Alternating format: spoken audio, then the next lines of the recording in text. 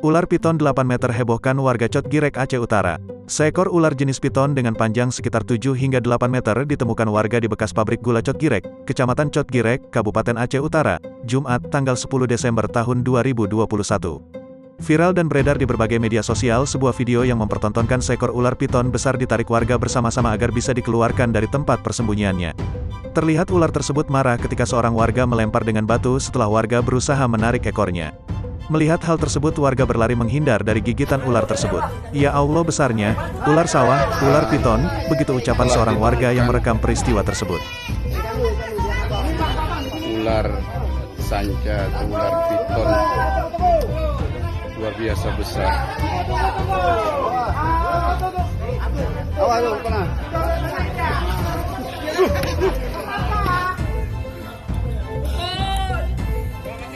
Ini kayu.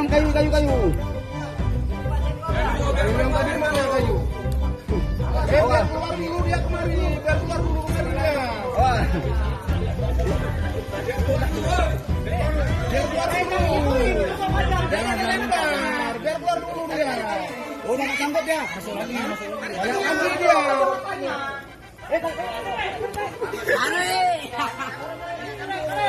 Ya Allah besarnya, ya Allah. Masya Allah. Ular sawah, ular piton.